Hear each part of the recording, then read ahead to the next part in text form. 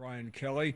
Coach, good afternoon. Thank you for being here on what I'm sure is a very difficult but busy day trying to get ready for yet another SEC game. Good afternoon. Yeah, no doubt. It's the nature of this conference. Each and every week is a battle. The new battle for us is Vanderbilt, and Clark Lee's done a great job of staying the course.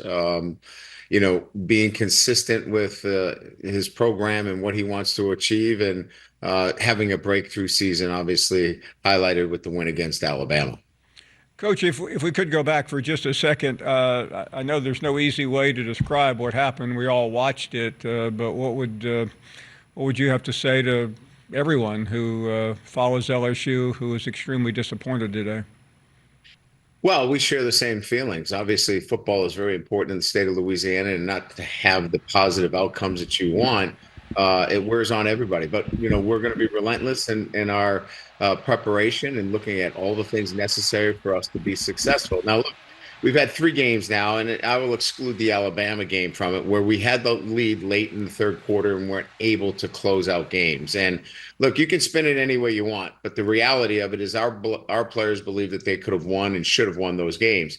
If that's the case, we're sitting here in a whole different situation, probably one of the top teams in the country. So it's up to us now to really figure out, how do we close out these games? What are the things that we need to avoid? And I think it's pretty clear. One, we got to score more points. Averaging 17 points over the last three games is not going to get that done in this conference. And second, giving up too many explosive plays. So the third quarter, late in the third quarter, where we've had leads and chances to win games, you have to be good at closing teams out. And that is not giving up big plays defensively and putting points on the scoreboard, and in particular, touchdowns, not field goals. Coach, you've had an incredible career. I think that's been well established. But I wonder, because I don't have any recollection of something like this happening to you at your previous stop at Notre Dame. What do you lean on in terms of trying to deal with what has to be one of the most exasperating periods of your career? Yeah, I think we find that, when you're in this business for over 3 decades, you're going to have some adversity, and we're going through that right now. And so they need great leadership. You need to stand up and be counted in terms of the buck stops with me. And then you look at your process that you've had for over 3 decades, and where does it need to be tweaked? Where do you need to make some changes, if any changes are needed, relative to what you do on a day-to-day basis? Here's what I know. Our guys have played hard, have had chances to win the game. We have not come up when our best is needed. So we got to look at our preparation. We got to look at how we play call, how we do everything, how I talk to the team on a day-to-day basis. Everything is on the table for discussion as we try to work through this very difficult time. Coach, I know those are things that you naturally do when the season ends, but how difficult is that to try to do in real time? Well, I think it starts with, getting your players to give them feedback that look, what do we need to start doing better? What are the things as coaches and players that we need to stop doing? And then, effectively, what do we need to continue to do? So I think it's ownership. I think it's sharing in that autonomy that you open up and say, all right, what are the things that we can do better for you? What do we need to make sure that we close out these games? So you're having open, frank, honest discussions with your players. We'll have a leadership meeting this afternoon. We'll talk in greater detail about those things, and then we'll go back to work, because our preparation has been really good. It's the performance late in games that has led to our inability to close out and come up with victory. So we know where it's at. We can target it. Now we got to go do something about it. Coach, I realized during a game, I've never been a coach, but I've been on sidelines. There's a lot of things that are said. And they're heated moments. As you undoubtedly know, a couple of situations have been disseminated in the media between you and your players. Could you address that for a moment? Yeah, I find it, kind of interesting that I am the only coach in the country that has conversations with their players on the sideline. But be that as it may, we were having a coaching moment with one of my wide receivers. who is desperately wanting to make big plays for us. That's all he thinks about, and he's pressing a little bit. So having a conversation with him on the sideline to help him through that. But you got to understand, this is the emotion of the game that is happening at the same time.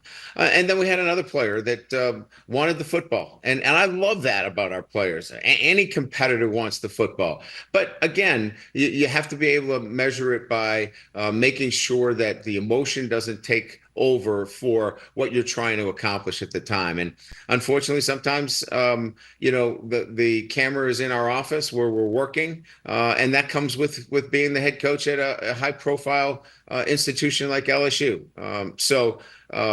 Again, you have to measure it by what's happening during the game. And both those kids wanted nothing but the best. They were emotional at the time, but they're two great kids. Coach, because of your prominence, naturally, when things don't go well, everybody starts to chirp a little bit. I know that you want to keep that noise outside of your players and even your coaches, if it's even possible. But I'm sure somebody tells you about it. How do you deal with that part of the job? Well, look, as I mentioned to you before, Paul, and your show is an indication of the passion for college football, in particular in the SEC. When you don't have the outcomes that everybody wants, the first reaction is, how do we change it? What do we do to change it? Because they don't have the inside information on the day-to-day what's going on here. So the best way to change it is to get rid of people, get rid of the coach, get rid of the play caller, bench the player. But there's so much more to that, and clearly in this instance, we've done too many good things in building this football program that we're not going to panic. We're going to stick with our process. We're going to get better at the things that I've mentioned to you in our conversation.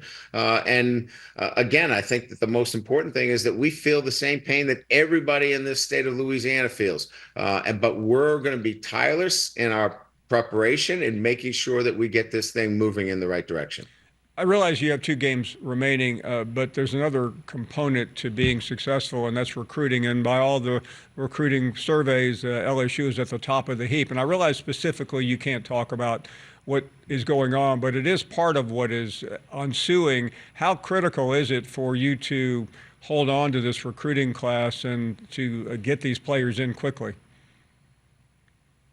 Well, certainly, anytime that there's some losses, people are going to ask questions, just like I mentioned before. But we've been in constant conversation with our recruiting class. If you're just starting to pick up the phone now and talk to them, you're going to lose them. I think that we look at all the schools in the SEC. There's going to be additions and deletions in these last couple of weeks, and that's just the nature of where we are today with NIL, the revenue sharing that's coming on board.